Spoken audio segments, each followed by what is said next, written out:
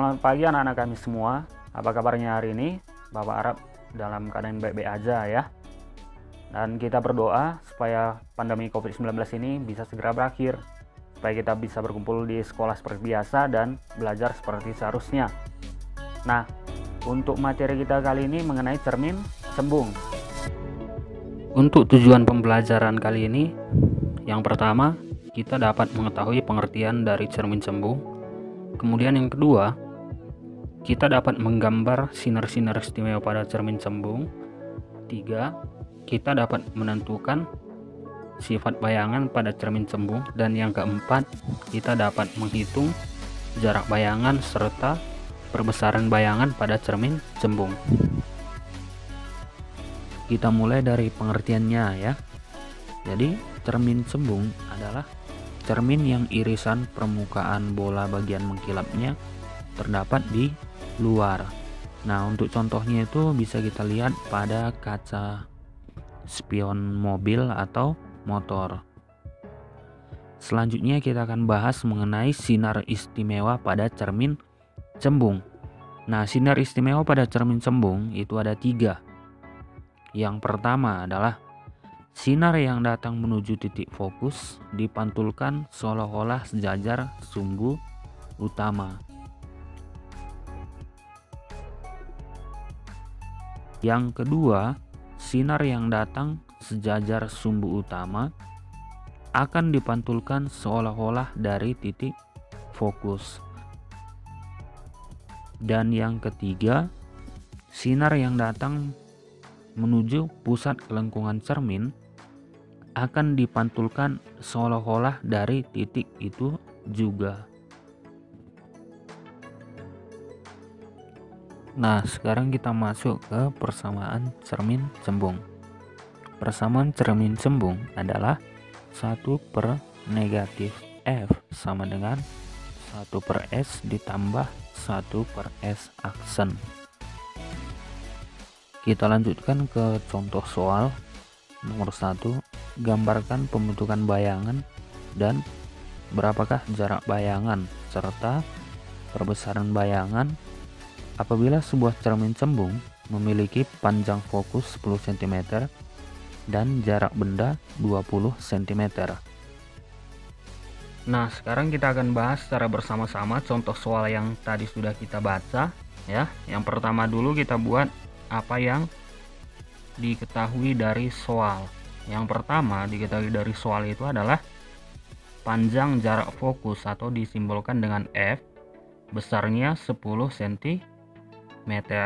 Dan yang kedua adalah jarak benda disimbolkan dengan S, nilainya 20 cm. Kemudian dari soal yang ditanya itu ada 3 ya. Yang pertama itu adalah pembentukan bayangan atau sifat bayangan. Kemudian yang kedua, berapa nilai dari S aksen atau jarak bayangan. Dan yang ketiga, berapa perbesaran bayangan atau disimbolkan dengan M. Oke. Nah, di sini akan kita bahas satu persatu. Kita buat penyelesaian.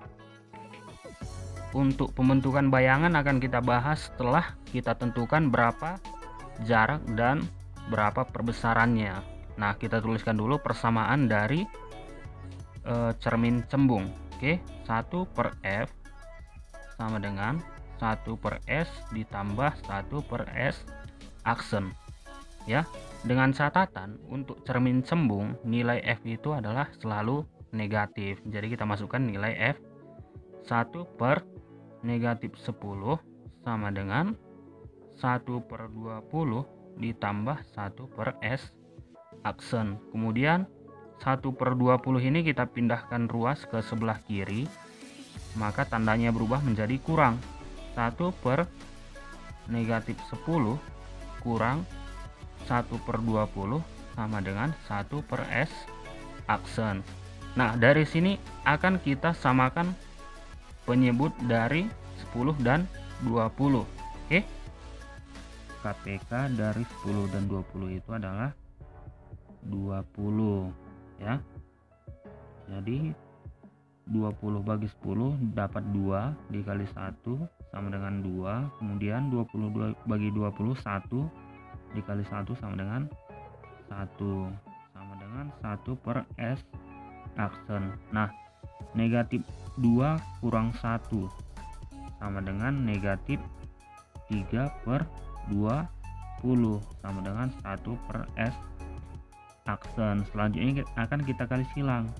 Jadi negatif 3 dikali S aksen, negatif 3 dikali S aksen sama dengan 20 dikali 1. Oke. Kemudian S aksen sama dengan 20 per negatif 3. S aksen sama dengan, ini kita bagikan 20 dibagi 3 dapat 6,6. Jadi tetap memakai tanda negatif di sini ya. Selanjutnya kita akan mencari berapa perbesaran bayangan pada cermin cembung tersebut menggunakan rumus M sama dengan S aksen per S dengan nilai mutlak. Oke, kita masukkan nilai S aksen yang sudah kita dapatkan di sini. Jadi 6,6 per S yang kita peroleh itu adalah 20. Jadi tinggal kita bagikan. Oke.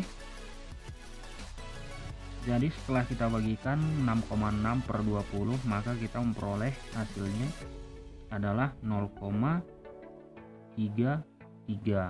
Nah, dari sini bisa kita lihat bahwasanya bayangan yang terbentuk itu semakin kecil dari ukuran yang sebenarnya. Oke.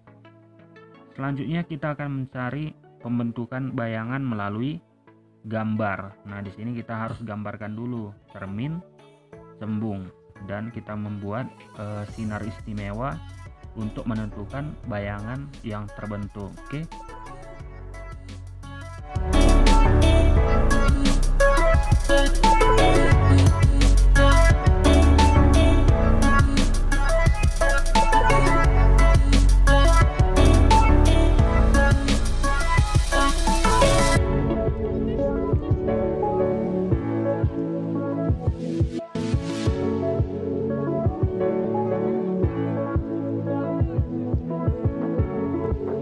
Di sini kita akan membuat dua sinar istimewa untuk menentukan bayangan yang terbentuk. Nah, yang pertama adalah garis yang sejajar dengan sumbu utama. Ini sinar datangnya kita buat dulu.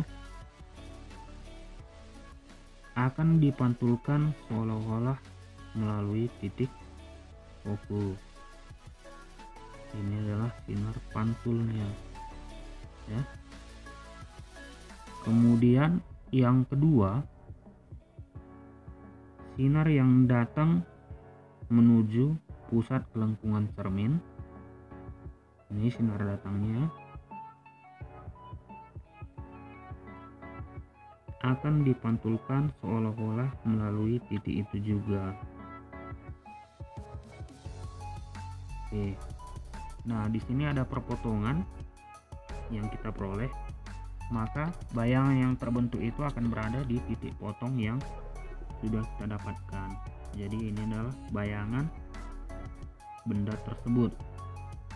Nah, dari sini bisa kita lihat bahwasanya bayangannya semakin kecil, kemudian tegak dan berada di belakang cermin. Jadi sifatnya adalah yang pertama maya, kemudian yang kedua tegak, dan yang ketiga diperkecil. Oke. Nah, dari apa yang sudah saya jelaskan tadi, kita bisa ambil kesimpulan bahwa untuk menentukan sifat bayangan pada cermin cembung, kita hitung dulu berapa jarak bayangan dan berapa perbesaran bayangan. Kemudian kita membuat diagram sinar dengan menggunakan minimal 2 sinar istimewa pada cermin cembung. maka kita akan mendapatkan sifat bayangan yang terbentuk. Yang pertama, maya, kemudian tegak dan diperkecil. Baiklah anak-anakku semua, jadi sekian video pembelajaran kita hari ini. Tetap semangat belajar di rumah dan selalu jaga kesehatan. Terima kasih.